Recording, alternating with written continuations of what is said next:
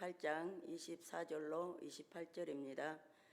한 절씩 교독하여 읽도록 하겠습니다. 제가 먼저 읽겠습니다. 알렉산드리아에서 난 아볼로라 하는 유대인이 에베소에 이르니 이 사람은 언변이 좋고 성경에 능독한 자라.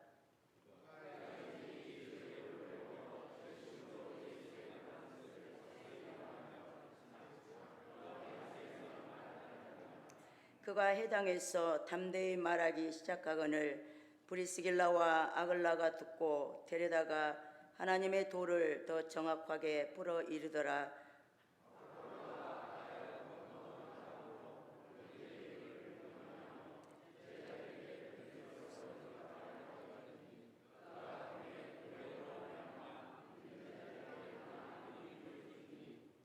함께합니다. 이는 성경으로서 예수는 그리스도라고 증언하여 공중 앞에서 힘있게 유대인의 말을 이기미르라. 아멘. 오늘도 이 새벽 기도회에 함께하신 여러분 모두에게 하나님의 특별하신 은혜가 함께하시기를 빕니다. 어제 목사님이 저한테 벌써 몇 주 전부터 말씀 부탁을 하시면서 6시에는 끝나야 됩니다. 이 얘기를 끝나는 시간만 얘기해 주셨어요. 근데 시작하면서 보니까 아야 이거 큰일 났다 싶어가지고 저도 뭐 정신없이 달렸습니다. 어떻게 느끼셨을지 모르지만 땀을 비질비질 흘리면서 어디를 잘라내고 읽어야 되나 고민하면서 정신없이 달렸는데 오늘은 목사님이 조금 지나가도 됩니다. 그래서 마음을 조금 비우고 저도 마음의 여유를 갖고 말씀을 함께 나눠보려고 합니다. 어제는 우리가 말씀을 통해서 우리가 교회다운 교회가 되기 위해서 그야말로 세상에 빛이 되고 세상 가운데 빛을 비추는 교회가 되기 위해서는 먼저 주님의 교회가 돼야 된다라는 말씀을 우리가 한번 함께 살펴보았습니다. 오늘 말씀은 우리가 그렇게 주님의 교회로 살아가려면 정말 어떤 신앙을 갖고 어떤 태도를 갖고 살아가야 할까 하는 그런 내용을 이어서 한번 생각해 보려고 합니다. 특별히 저는 그런 신앙의 모범으로 오늘 아볼로를 함께 살펴보고자 합니다. 근데 아볼로라는 이름이요, 신앙생활 하시면서도 이렇게 자주 설교로 듣거나 또는 자주 대하는 인물은 아닙니다.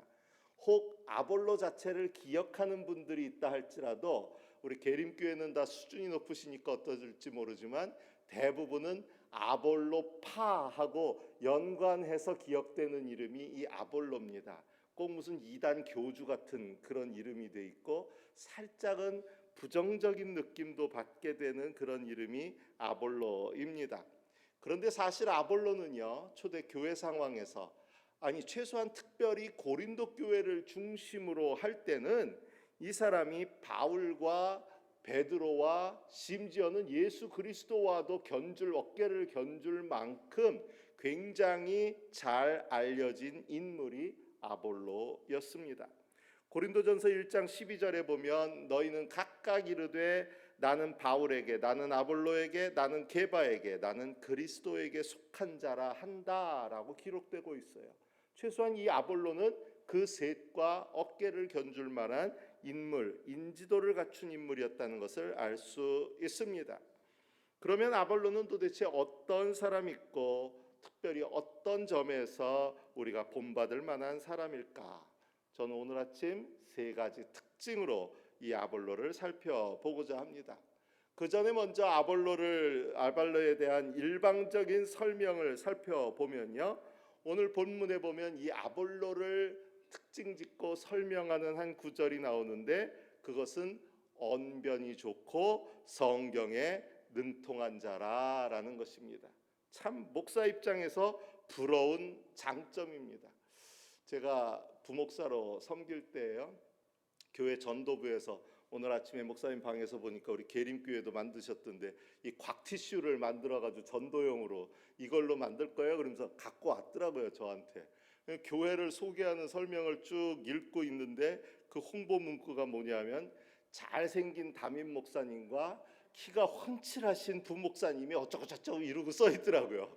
그래서 내가 이게 뭐예요? 내가 그랬거든요. 약간 짜증내면서 그랬더니 아이고 자기 잘생겼다고 안 썼다고 삐졌나 보다 그러더라고요. 그래서 그게 아니고 누구라도 이걸 보면 이 교회는 목사 자랑할 게 잘생긴 거하고 키 큰 거밖에 없겠구나 이러지 않겠냐고. 도대체 목사가 키 커가지고 뭐 할 거며 잘생겨서 뭐 할 거냐고 제가 그런 식으로 핀잔 아닌 핀잔을 준 적이 있습니다.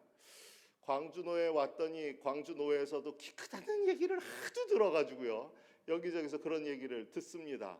우리 최 목사님 괜히 서운해하실 필요 없으세요. 예, 목사한테는 키 큰 거 아무 소용 없습니다. 우리 최 목사님도 그러실 것 같은데 아볼로처럼 언변이 좋고 성경에 능통한 자가 되는 것이 더 귀한 축복입니다. 키 커가지고 아무 쓸데없어요. 싱겁기만 하죠. 그런 면에서 아볼로는 복음 전도자로서 굉장히 좋은 장점을 가지고 있었습니다. 이것은 그가 알렉산드리아 출신이라는 데 의미가 있습니다. 큰 도시였고요, 나름대로 교육적 분위기가 잘 갖춰진 곳에 있었기 때문에 그는 일찍이 모든 학문에 있어서도 기초를 탄탄히 다진 사람이었습니다. 게다가 디아스포라 유대인, 흩어진 유대인들이 그 지역에 오면서 특히 유대 기독교인들에 의해서 예수님에 대한 소식을 일찌감치 들을 수 있었기 때문에 일찍이 주의 도를 배워라고도 되어 있습니다. 세상 지식도 갖추고 있었고 거기에 예수 그리스도에 대한 지식도 또는 예수 그리스도에 대한 복음도 일찌감치 배웠던 사람이 아볼로였다는 이야기입니다. 그런 그는 자기의 좋은 언변을 가지고 열심을 다해서 예수 그리스도의 복음을 가르쳐 전했습니다. 그런데 이런 아볼로에게 치명적인 약점이 하나 있었는데 그것은 그가 바로 요한의 세례밖에는 알지 못했다는 이야기입니다. 성령의 세례를 알지 못했습니다. 저는 이 부분에서 오히려 아볼로의 첫 번째 특징을 발견합니다. 그가 비록 예수님의 복음에 대해서 완전한 지식을 갖추고 있지는 않았지만, 다 알지는 못했지만 그래도 열심을 다해서 자신이 알고 있는 것을 전했다는 특징입니다. 물론 이것을 약점으로 생각하실 수도 있습니다. 그러나 저는 이 아볼로의 모습을 통해 부족한 지식이었을 수는 있겠지만 잘못된 지식은 아니었다라고 확신합니다. 이런 판단은 26절에 나오는 브리스길라와 아굴라의 반응에 근거하고 있습니다. 그들은 아볼로의 열심을 잘못된 것으로 판단하여 제지하지 않고, 네가 도대체 뭘 안다고 그렇게 전하고 있냐 하고 제지하지 않고 부족한 부분을 채워주려고 하고 오히려 격려하고 있습니다. 아볼로는 부족함을 열심으로 채우는 사람이었습니다. 완전해질 때까지 기다려서 주님의 일을 하려고 하는 사람은 끝까지 주님의 일을 할 수 없습니다. 제가 목회하면서요, 많은 성도들이 목사님 조금만 기다려주세요 하신 분들이 있어요. 주로 제가 교육부를 맡아서 할 때 보면 애 키워보고 집도 마련해보고 애 공부만 끝나고 뭐 이런저런 핑계로 조금만 기다려주세요, 조금만 기다려주세요 하거든요. 근데 그때 조금만 기다리라고 하신 분들이 돌아와가지고 열심히 섬기는 걸 별로 만나보지를 못했습니다. 모든 조건이 채워지고 모든 것들이 완전해진 다음에 섬기겠다는 사람들은 결국 섬기는 일에 실패하는 모습을 보게 됩니다. 우리 믿음으로 섬김으로 부름받은 사람들은 이 모습 그대로 순종하며 나가야 합니다. 하나님께서는 부족해도, 비록 부족할지라도 노력하는 사람에게 할 수 있는 능력을 채워주시는 줄로 믿습니다. 우리 광주 계림교회 성도 여러분, 부족하다고 뒤로 물러서고 부족하다고 이젠 좀 내려놓랍니다. 내려놓으면 그것은 겸손이 아니라 게으름이 될 수 있습니다.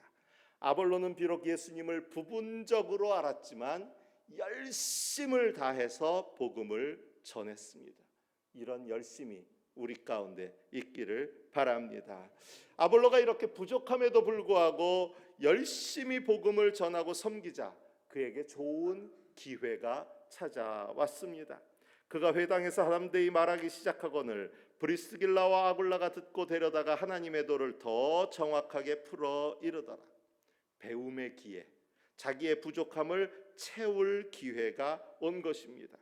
그런데 이 부분도요, 만일 아볼로가 자기가 나름 그래도 열심으로 전하고 있는데, 제가 여기서 만일 설교를 막 하고 있는데 누군가가 저쪽에서 있다 가만히 듣다 앉아서 황 목사가 하는 건 부분만 하는 거야, 내가 좀 나머지를 좀 채워줄게 하고 저를 부르면 저는 기뻐할까요? 자존심 상해할까요? 사실 이게 쉬운 일이 아니에요. 자기도 나름대로 교사가 되어서 열심을 다해서 사람들을 가르치고 있고, 더군다나 언변도 좋았다고 했으니 수많은 사람들이 끄떡끄떡하고 아멘 아멘 하고 말씀도 들었는데, 뜬금없이 사람이 와서 자네가 알고 있는 것은 부분적인 것일 뿐이네, 내가 나머지 부족한 부분을 채워주겠네 하고 나오면 자존심 상할 수 있습니다. 만일 그가 이것을 부끄럽게 여기거나 자존심의 문제로 받아들였다라면 이 아볼로는 그대로 부족한 복음을 전한 사람으로 이름 석자도 남기지 못한 채 사라졌거나, 아니면 그대로 오히려 문제를 일으킨 사람이 될 수도 있었습니다. 그러나 그가 기꺼이 브리스길라와 아굴라의 가르침을 받아들였기 때문에 공중 앞에서 힘있게 유대인의 말을 이기밀어라 하는 역사가 이루어질 수 있었습니다. 여기에 아볼로의 두 번째 특징이 나옵니다. 자신의 부족함을 인정하고 배우려는 태도입니다. 오늘 한국의 많은 교회들이 어려움을 겪고 있는데, 문제를 일으키는 사람들은 대부분 열심 있는 사람입니다.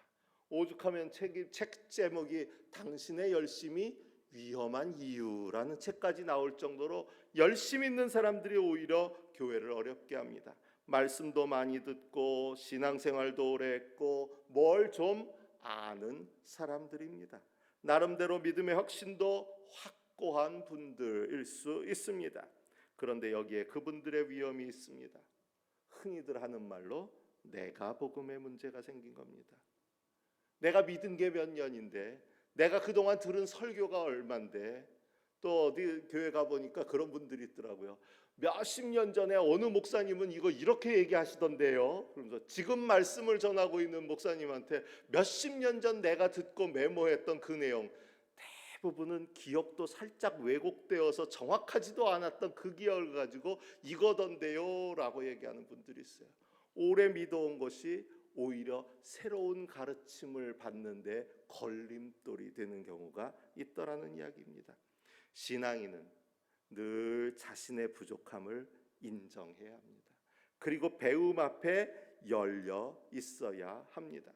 교회 생활 수십 년 해왔어도 여전히 부족한 자신을 인정할 수 있어야 합니다. 그리고 나의 부족함을 채워주는 주변의 가르침에 열린 배움의 자세가 필요합니다. 요즘은 교회에서 목사가, 우리 계림교회는 안 그러겠지만, 뭔 말을 해도 잘 안 먹힙니다. 목사님이라고 다 맞나요? 오히려 항변합니다. 맞습니다. 다 맞지 않습니다. 저희라고 다 아는 것 분명 아닙니다. 그래도 목사가 하는 말에 귀는 기울여 줘야 되는데, 요즘은 이 귀 기울이는 일조차 자존심 상하는 일이 되어서 자존심 상해 교회를 못하겠다 하는 분들이 너무 많아지고 있습니다. 이러면 교회를 위해서나 자신을 위해서나 또 주변의 다른 이들을 위해서나 유익을 주는 자가 되지 못합니다. 배움 앞에, 가르침 앞에 열린 마음을 갖는 우리 광주 계림교회 성도들 되시기를 바랍니다. 이렇게 아볼로가 열린 마음으로 브리스길라와 아굴라의 가르침에 귀를 기울이자 드디어 믿는 자들에게 유익을 주고 유대인을 말씀으로 겨루어 이기게 되었습니다. 단지 말을 잘하는 자였기 때문이 아니라 진정한 말씀의 능력자가 된 것입니다. 브리스길라와 아굴라는 이렇게 성숙한 아볼로를 이제 고린도 교회로 보내게 됩니다. 아마도 고린도 교회 교인들이 직접 수준이 높은 사람이었기 때문에 이 아볼로처럼 똑똑한 사람이 가서 복음을 전파하면 잘 통하겠다 싶어서 보낸 듯합니다. 얼마나 큰 영향을 끼쳤는지 아볼로파가 생기기까지 했습니다. 그가 가진 학문 및 성경의 해박한 지식과 언변으로 말미암아서 소위 좀 배웠다는 고린도의 교인들에게 인기와 존경을 받기에 충분했습니다. 그런데 그러자 아볼로파와 바울파 사이에 분쟁이 생겼습니다. 아볼로는 달변가였기에 말씀에 둔한 사람이라고 스스로를 고백했던 바울을 업신여기고 자신을 드러낼 수 있었을 수도 있습니다. 아볼로파에 속한 사람들은 야, 바울은 말도 잘 못하고 우리 아볼로 봐라 얼마나 말을 잘하냐 하면서 패당을 지어서 싸움으로 갈 수도 있었다는 이야기입니다. 그러나 아볼로는 결코 자신의 재능과 능력으로 자신의 인기를 도모하지 않았고 오직 그 은사로 하나님께 영광 돌리기만을 원했습니다. 여기에 아볼로의 섬김의 세 번째 특징이 나타나는데 그것은 바로 오직 하나님의 영광만을 위한 사람이었다는 것입니다. 한국교회 소위 유명한 목사들의 추문들로 부끄러운 기사들이 넘쳐나고 있습니다.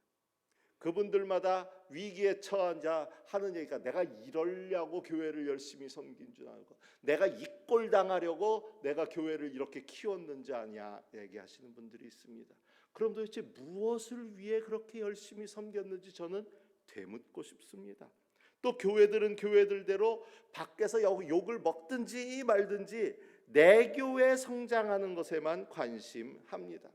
하느님의 나라는 어찌 되든지 주님의 영광은 어찌 되든지 나만 내 교회만 생각해서 벌어지는 문제입니다.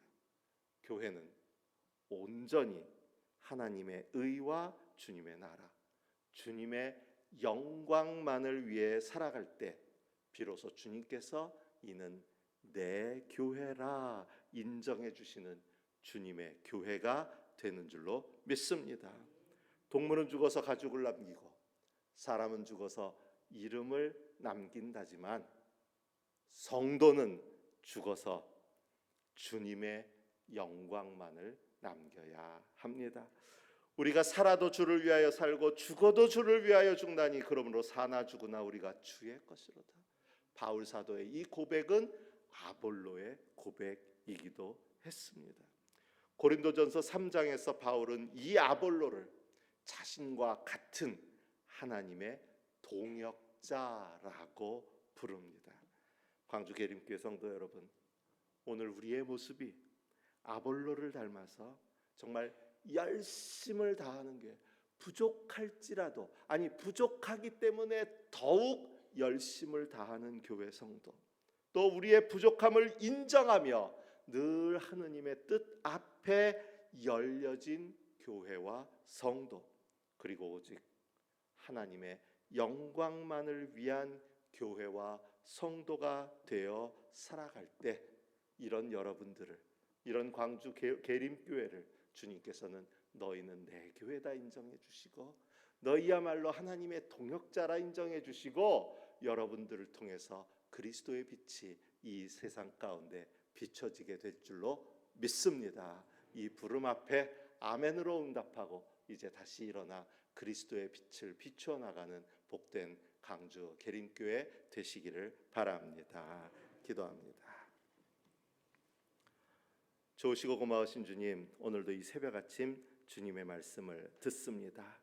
저희가 믿음으로 살아온다고 살아왔지만 때때로 내 아집에 갇히고 내가 아는 것의 한계에 갇혀 있었을 수도 있습니다. 그러나 주님, 저희에게 오늘 열린 아볼로의 믿음을 허락하여 주시옵시사 늘 겸손한 마음으로 그러나 열심을 다해 복음을 위해 일할 수 있는 주의 성도들 되게 하여 주시옵소서. 그래야 해서 우리가 정말 주님의 영광만을 드높이는 우리 광주 계림교회가 되게 하여 주시옵시고 이 계림교회 모든 섬김을 통하여 성도 한 분 한 분을 통하여 오직 주님께서만 영광 받아 주옵소서. 주의 크신 은혜를 구하오며 우리 주 예수 그리스도의 이름으로 기도드립니다.